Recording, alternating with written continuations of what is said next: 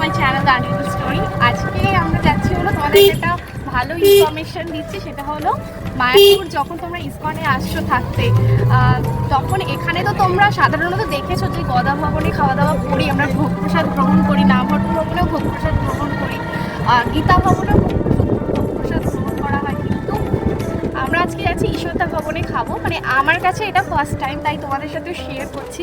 ঈশ্বরদা ভবনে ওখানেও কিন্তু খাবার ব্যবস্থা রয়েছে সকালে এবং রাতে, আর সেখানে এখন আমরা যাচ্ছি। আজকে লাঞ্চটা আমরা কিন্তু ঈশ্বরদা ভবনেই করবো, আর সেখানে পার হেড কুপন পড়েছে 150 টাকা করে, আর রাতে ডিনারের খাবার কুপন করে 100 টাকা করে পার হেড। তো চলো ওখানে তোমাদের সাথে শেয়ার করছি যে আমার এক্সপিরিয়েন্স কীরকম হয় ওখানে খাওয়া দাওয়া করে, আর কী কী দিচ্ছে খাবারে, সবটাই শেয়ার করছি তোমাদের সাথে।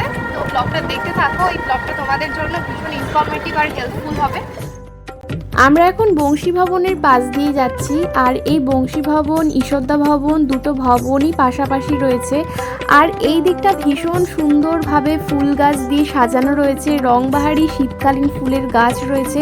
এই দিকটা ভীষণ সুন্দর লাগে আসলে পরে। ইসকন ক্যাম্পাসের এই ঈশ্বরদা ভবনের দিকটা তুলনায় ভিড় অনেকটাই কম থাকে, আর এই হলো ঈশ্বরদা ভবন, আর আজকে আমরা এখানেই দুপুরে লাঞ্চটা করব। আরেকটা ইনফরমেশন দিয়ে রাখি, তোমরা যদি ঈশ্বরদা ভবনে লাঞ্চ করতে চাও সেক্ষেত্রে সকাল 11টার মধ্যে কুপন কেটে রাখতে হবে, আর রাতে ডিনার করতে চাইলে বিকেল 4টের মধ্যে কুপন কেটে রাখতে হবে।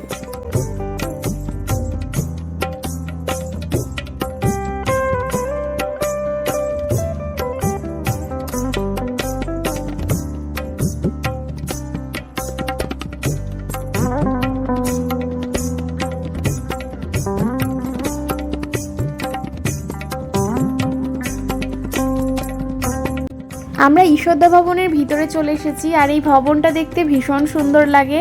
আর এখানে দেখো কত মানুষ লাইনে দাঁড়িয়ে পড়েছেন। এখানে দুপুরের লাঞ্চ টাইম হলো দুপুর 1টা থেকে 2টোর মধ্যে এখানে চলে আসতে হবে, আর এই দুপুরে খাওয়ার কুপন রেট রয়েছে 150 টাকা পার হেড।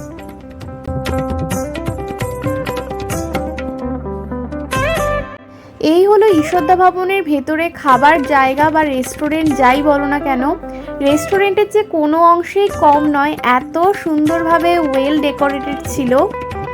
আর এই যে দেখতে পাচ্ছ সমস্ত মানুষের যারা এখানে ভোগ গ্রহণ করতে এসছে তাদের প্রত্যেকের থালা এখানে রেডি করা হচ্ছে, মানে থালি সাজানো হচ্ছে এইভাবে, আর একদম ধোয়া ওঠা ভাত সার্ভ হচ্ছে। তো পরিবেশটা ভীষণই সুন্দর ছিল, আর সমস্ত কিছু ভীষণ পরিষ্কার পরিচ্ছন্ন ছিল।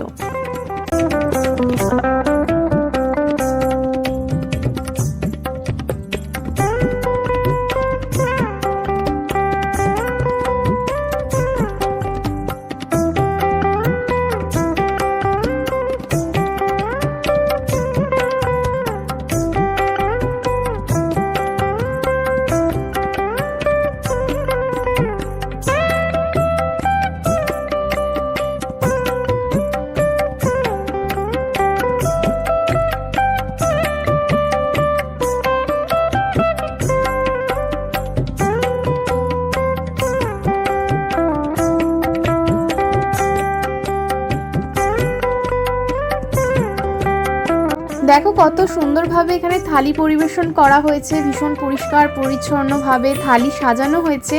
আর থালিতে ছিল ভাত, রুটি, বেগুন ভাজা, শসা, লেবু, ডাল, আর ছিল পনিরের তরকারি, ছিল একটা ছোলার তরকারি। আর বলে রাখি সমস্ত খাবারই এখানে রিপিট হবে, মানে তোমরা যতবার ইচ্ছে খাবার নিতে পারো, তার জন্য কোনো এক্সট্রা চার্জার লাগবে না।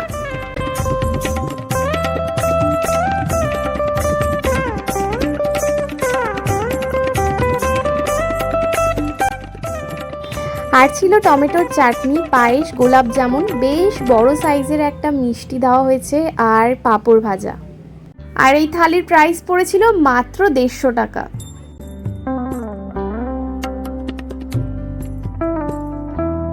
ইসকন মায়াপুর গেলে কোথায় খাওয়া দাওয়া করলে তোমাদের জন্য বেস্ট অপশন হবে সেই সন্ধান তোমাদেরকে দিলাম। আর এরকমই আরও ইনফরমেটিভ ব্লগ পেতে হলে যারা প্রথমবার দেখছো আমার চ্যানেলটাকে সাবস্ক্রাইব করে পাশে থাকা বেল আইকন প্রেস করে দিও। আমরা ঈশ্বরদা ভবন থেকে খাওয়া দাওয়া করে এখন বেরোচ্ছি। খাবার কোয়ালিটি ভীষণ ভালো ছিল। তোমরা চাইলে ঈশ্বরদা ভবনে এসে এখানে ভোগ প্রসাদ খেতে পারো। মানে প্রাইস অনুযায়ী খাবার কোয়ালিটি ভীষণ ভালো, আর প্রাইস সেই অনুযায়ী বলবো ঠিকই আছে। 150 টাকা করে পড়ছে লাঞ্চের কুপন। আর এই যে গোশালা থেকে আজকে আমরা বাড়ি চলে যাচ্ছি, তার জন্য এই যে গোশালা থেকে নিয়েছি ক্ষীর নিয়েছি, বাড়িতে গিয়ে আবার খাওয়া হবে। আর এখন আমরা মায়াপুর ইস্কন থেকে কিন্তু বেরিয়ে যাচ্ছি বাড়ির দিকে। তো চলো আজকের মতো এখানেই শেষ করছি। আর আমার এই ভিডিও দেখে তোমাদের যদি ভালো লেগে থাকে, তাহলে যারা আমার চ্যানেলটাকে আজকে নতুন দেখছো, প্লিজ চ্যানেলটাকে সাবস্ক্রাইব করে একটু সাপোর্ট করে দিও। So please do like, share, subscribe my channel. Thank you so much.